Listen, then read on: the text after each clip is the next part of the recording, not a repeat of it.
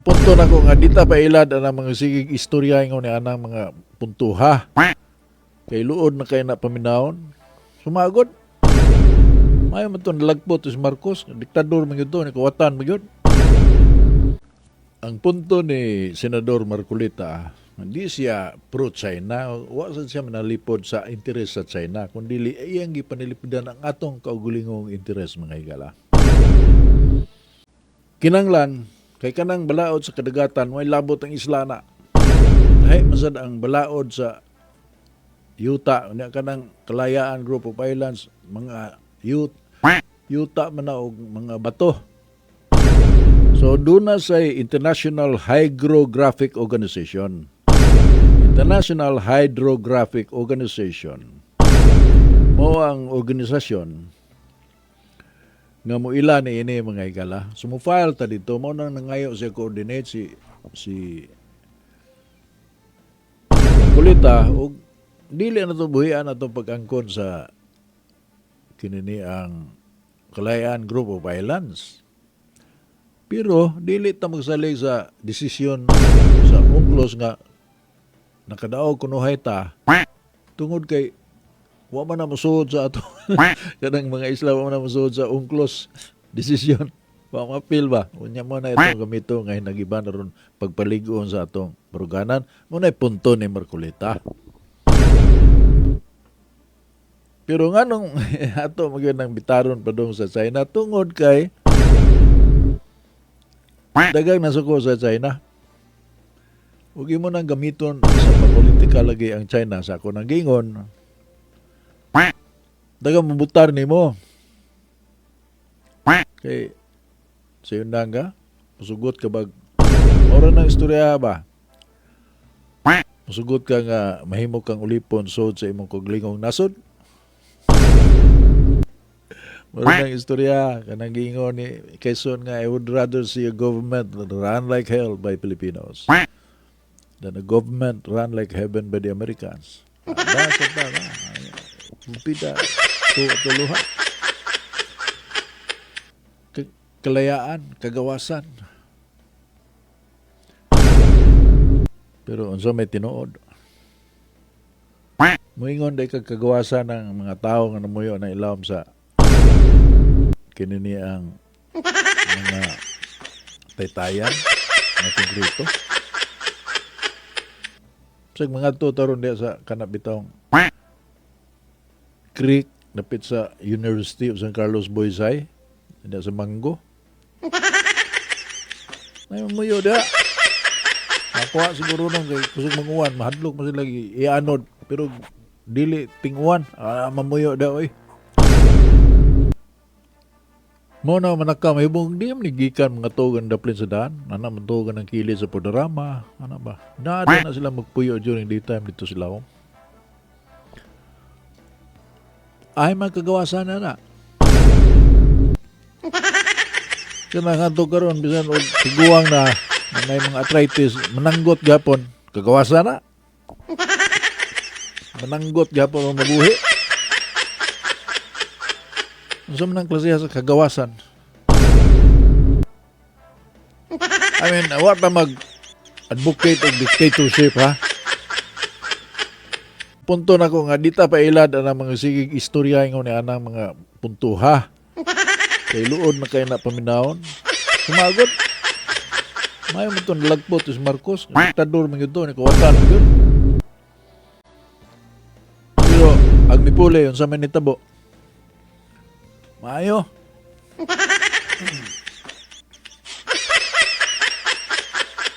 Amen. Sumagod.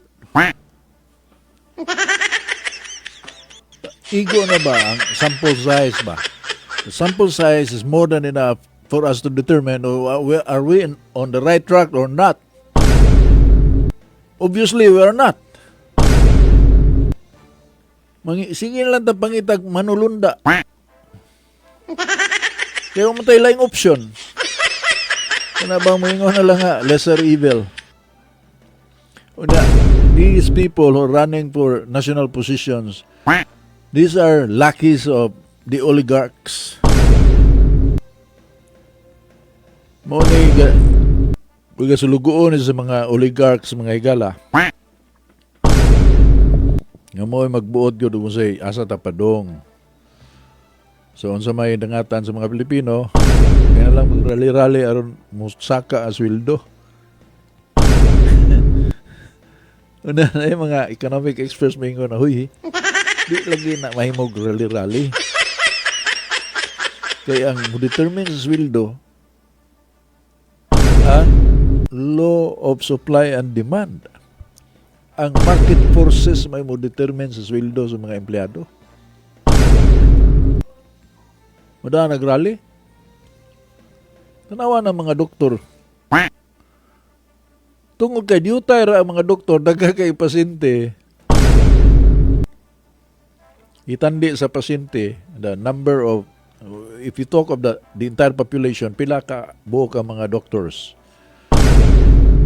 Una, pila ka buok ang potential pasyente. Dinagana. So, kung sa may nawa ng mga doktor nabay pobre ana, labing minus na dyan sa kinan. Pero ilan ang gihaguan ilang kurso, dili sa iyon nga mamahimo kang doktor. Kilang na kay nay kasarang imong ginikanan, una ikaw sa kugihan ka, na estudyante din mo kanon ng lapis, may mo kang doktor. So, ini ka doktor nimo, di jud ka mahitabong uyamot, na jud kay economic level sa economic level nga better than the rest, than a lot rather of the people. Doktor. Bugado, mao gihapon. Engineers, mao gihapon. Dagas na sila sweldo kay diutay raman sila. Itandi sa dili mantigo kanang piko pala lang pasan daghamta na. Kusugra itong siligan. Kanang sila di man kusugra. Utok. Nang eskwela na, may pasar o board exam. Mao na nga, inigpanabaho na nila, arang-arang gina sila income. Di ba? Kita nga wa ana, ang sumay itong buhaton. Kagod. Buhi sa utang, di ba? Gani, naiuban ana nga, nang langyaw yun. Daga mga doktor sa Pilipinas nga nang larga dito sa Amerika niya, nag-nurse na lang dito kay ang nurse dito magdakog income sa doktor. Gawas og established doctor ka, pero og ordinaryo ra kang doktor, lupigon ka sa income sa nurse. So mga Pinoy nga doktor ngadto dito, nag-nurse na lang. Can ask them. Mga engineers, inagabot Saudi ana dagko nagsweldo. Dagko din sa ato pero kaluoy sa Dios maglisod gapon ka sa musod ka kontraktor hindi mo kurakot kay mo. Padung gyud ka sa pintal sa yawa. Kuan kay ta humok kay tang tinalo ni Satanas tungod ang itong kahimtang nga pobreta ba. Bisag unsaon o gidukar ta sa mga pare nga unsaon man ang kwarta god. What does it profit a man if he gains the whole world and loses his soul, which is true. Pero iniglingi-lingi sa tao nga gisultihan na tayo kanse ko anida. So asa pa dong tintalon pero itong security guard diri sa Balamban. Di man to buag tong security guard, tarong man to. Pero sa diyang gikasapaan sa iyang asawa. Kay wa ka remit siya sweldo. Kay ang tag-iya sa gitrabuhan niya wa makasweldo. Or ang ahensya diin siya dahil sakop kanang security agency nga dito sakop siya wa makahatag sa sweldo na langan ba una ang asawa kay giaway man ang bana nga security guard so ang bana gikan sa ila katilaw og kasaba siyang asawa alburuto na daan ang una-una padung mo duty hapit o gasoline station kay magpatubil siya ang motor. Dito, Enter the Dragon si Satanas. So, dilanta nagbakok ka nga. Hindi agad ang tentasyon ni Satanas. Iyang itulis ang gas station nga iyang dito siya nagpatubil. Nga na ay CCTV.